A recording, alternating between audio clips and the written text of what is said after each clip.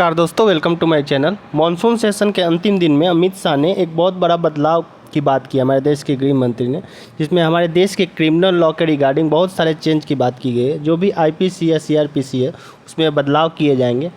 Specially mob lynching और rape को लेकर जो कैपिटल पनिशमेंट की बात की जा रही है, तो हम लोग इस वीडियो में समझेंगे कि क्या बदलाव की जाएगी जो नया कानून आएगा। तो चलिए आगे बढ़ते हैं। हमारे देश में जो भी क्रिमिनल लॉ हैं बेसिकली 3 तरह के हैं।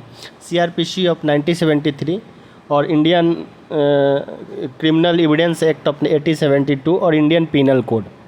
इन तीनों को बदल के सीआरपीसी 1973 को बदल के भारतीय नागरिक सुरक्षा संहिता 2023 कर दिया जाएगा।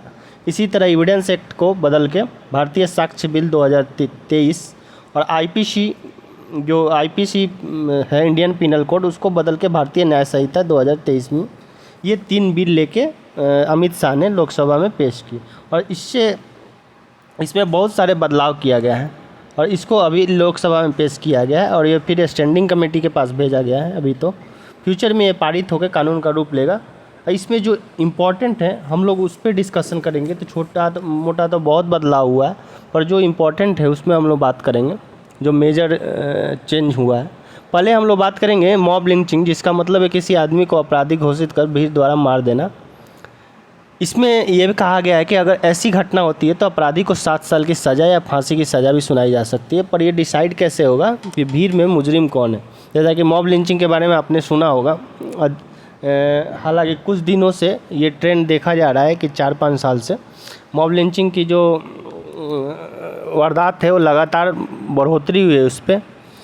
तो क्या कंडीशन होगा, इसके लिए बोला गया है कि अगर 5 या उससे ज़्यादा लोग किसी आदमी का मर्डर कर देते हैं, 5 या उससे ज़्यादा लोग, ठीक है, रेस या कास्ट या कम्युनिटी या सेक्स या प्लेस या बर्थ या लैंग्वेज या कोई पर्सनल बिलीफ के नाम पे, तो ग्रुप में हर आदमी को मिनिमम 7 साल की सज़ा, फाइन और आजीवन कारावास और फांसी की भी बात की गई है। फाइनली इस पे बात की गई है। जैसा कि आपको पता है कि आपको मॉब लिंचिंग का केस आए दिन बहुत आए हैं, चाहे वो गौ रक्षा के नाम पर हो या कुछ और कारण। इसको लेकर राज्य सरकार ने भी कई कानून बनाए, शायद राजस्थान में भी इस पे कानून बना। अब जाके सरकार भी इसके बारे में बात की है। और ये जो क्रिमिनल जस्टिस सिस्टम में जो भी कानून है 1860 से चलते आ रहे थे, करीब 150 साल से ज़्यादा पुराना कानून हमारे देश में अभी भी चल रहा है, इसी को बदला जाएगा।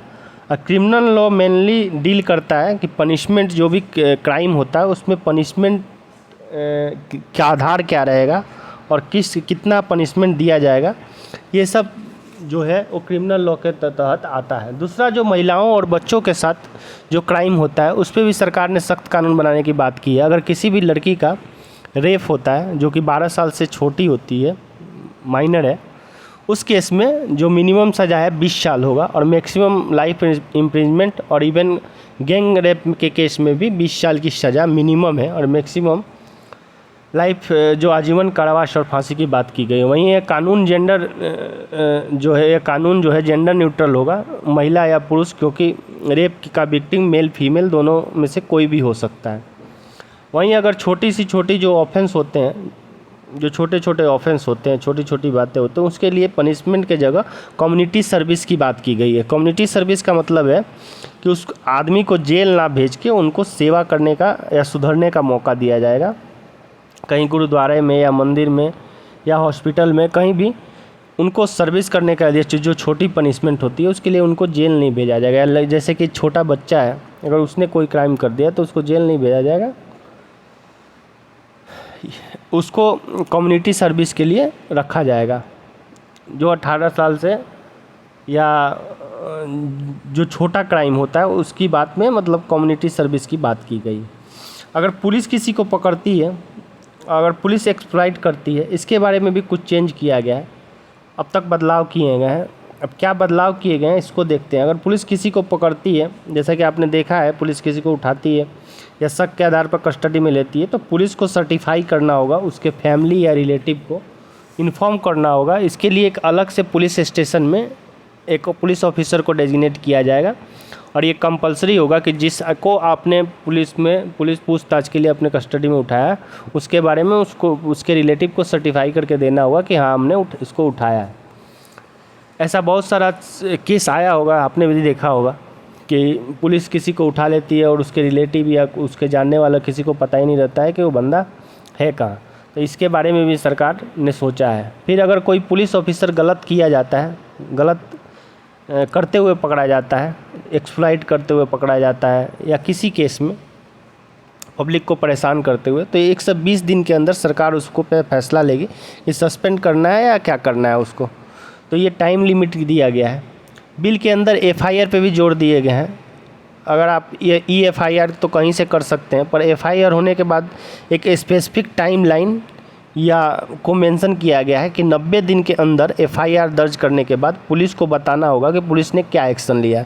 जैसे कभी कभी क्या होता है कि एफआईआर दर्ज कर दिया जाता है पर पुलिस एक्शन नहीं लेती है। तो इसमें ऐसा किया गया है कि समय का टाइमलाइन दिया गया है कि 90 दिन के अंदर अगर एफआईआर दर्ज हुआ है तो 90 दिन के अंदर पुलिस को क्या एक्शन लिया है इसके बारे में उसको बताना पड़ेगा। जीरो एफआईआर की बात की गई है। जीरो एफआईआर वो होता है कि अगर क्राइम कहीं और हो पर एफआईआर कहीं और लिखवाया जाए। जैसे कि यूपी में मान लीजिए क्राइम हुआ है पर एफआईआर दर्ज हुआ है महाराष्ट्र में, तो इस केस में पुलिस डिपार्टमेंट का काम है कि वो 15 दिन के अंदर उस केस को ओरिजिनल प्लेस जहाँ पे क्राइम हुआ है वहाँ पे भेज दे आगे के प्रोसीजर के लिए। इवन चार्जशीट को भी लेके टाइम लिमिट किया गया है। पहले क्या होता था कि पुलिस चार्जशीट करने में ही 4 महीना 6 महीना लगा देती थी और कोर्ट से टाइम पे टाइम मांगती थी, पर 180 दिन का मैक्सिमम पुलिस को टाइम दिया गया कि उसके अंदर कोर्ट में चार्जशीट दाखिल करना होगा।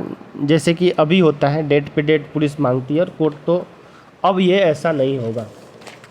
अगर आगे उसकी बात करें, मॉडर्न टेक्नोलॉजी जो अभी के डेट में जो इलेक्ट्रॉनिक एविडेंस होते हैं, पेपर एविडेंस तो चलता है कोर्ट में, पर अब डिजिटल रिकॉर्ड का भी लीगल माना जाएगा।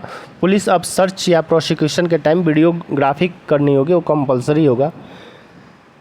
टेररिज्म के खिलाफ, आतंकवादियों के खिलाफ या आतंकी गतिविधियों के खिलाफ, उनके बारे में भी कानून बात की गई है। जैसे कि कई टेररिस्ट एक्टिविटी इंडिया में करते हैं पर पकड़े नहीं जाते हैं और किसी और देश में भाग जाते हैं। उस केस में उस आतंकी पर केस हमारे देश में ही चलेगा, भले वो किसी और देश में भी रह रहा हो, लेकिन केस चलाया जाएगा हमारे देश में। इवन इन सभी कानूनों को और पुख्ता करने के लिए गोल सेट किया गया है कन्विक्शन रेशियो को लेके। कन्विक्शन रेशियो जो है सेट गोल है उसका 90% है कि 90% कन्विक्शन रेशियो रखा जाएगा। ऐसे बहुत सारा, जैसे मैंने आपको इसके पहले वीडियो अपलोड किया है NSA का, उसमें कन्विक्शन रेट बहुत कम है, तो इसके सुधारते हुए 90% कन्विक्शन रेट का गोल सेट किया गया है। इसको अचीव करने के लिए जो फॉरेंसिक टीम है उसकी सहायता ली जाएगी, यानी जो भी जुर्म में 7 साल की सज़ा का प्रावधान है उस केस में फॉरेंसिक टीम क्राइम सीन पे जाके इन्वेस्टिगेट करेगी। फिर लास्ट में जो लव जिहाद का मामला अभी लगातार तूल पकड़ रहा है और कई आए दिन कुछ ना कुछ इसका केस देखने को मिला है, इसको लिए भी सज़ा का प्रावधान किया गया है 10 साल की, यानी कोई भी व्यक्ति 10 साल की सज़ा होगी।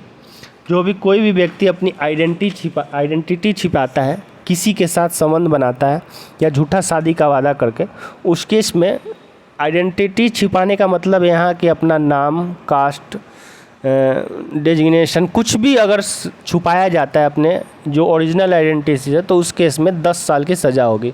और भी कई तरह के बदलाव किए गए हैं, पर जो मेन था मैंने आपको बता दिया। बाकी फाइनली जब ये बिल बन के तैयार होगा, लोकसभा से राज्यसभा से कानून पारित हो जाएगा और ये जो बाद में जब बिल बन के तैयार होगा उसका फाइनल रूप क्या होगा, तो उस पर मैं एक अपडेटेड वीडियो लाऊंगा।